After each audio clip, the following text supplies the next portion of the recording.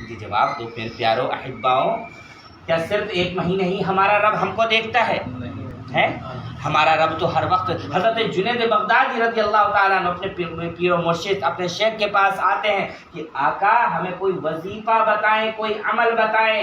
کہا صرف اور صرف عمل یہ ہے کہ تو اس عمل کو کہے، اس عمل کو پڑھ، کیا میرا رب مجھے دیکھ رہا ہے، میرا رب مجھ کو دیکھ رہا ہے، میرا رب مجھ کو دیکھ رہا ہے۔ یہ خانقاہی تعلیمات ہوا کرتی تھی۔ جب کوئی بابا فرید الدین گنج شکر بنا کرتا تھا، کوئی بابا قطب الدین بنا کرتا تھا، کوئی نظام الدین بنا کرتا تھا، کوئی علاء الدین بنا کرتا تھا، اور کوئی احمد رضا بن جایا کرتا تھا۔ تو تعلیمات پر عمل کرنے کا نام ہے عشق رسول اللہ صلی اللہ تعالی علیہ وسلم۔ تو ہمیں نمازوں کی بھی پابندی اور درود کی بھی پابندی۔ جب نماز ہم کو بے حیائیوں سے روکے گی، نماز ہم کو مصیبتوں سے روکے گی، ارے کچھ نہیں جاتا پیارے، اس کا سوال تمہیں عشق میں سب سے پہلے جواب دینا پڑے گا۔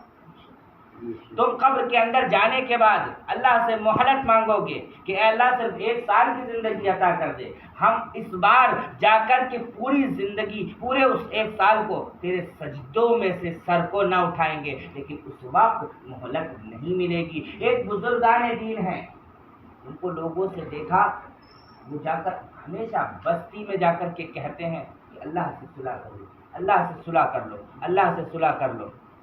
جو ہوگا دیکھا جائے گا۔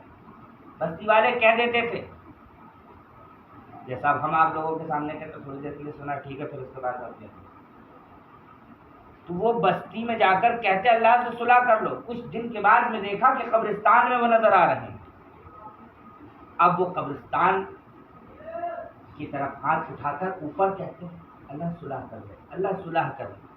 وہ نے پوچھا معاملہ کیا؟ کبھی بستی میں جاتے ہو اور کہتے ہو اللہ سے صلح کر لو، اب کہہ رہے ہو اللہ کی طرف اشارہ کر کے، اوپر کی طرف اشارہ کر کے کہ زمین والوں سے صلح کر لے۔ اللہ اکبر کبیرہ۔ تو وہ فرماتے ہیں جب تک یہ زندہ تھے میں ان سے کہتا رہا اپنے رب سے صلح کر لو، اپنے رب سے صلح کر لو، یہ نہیں مانے۔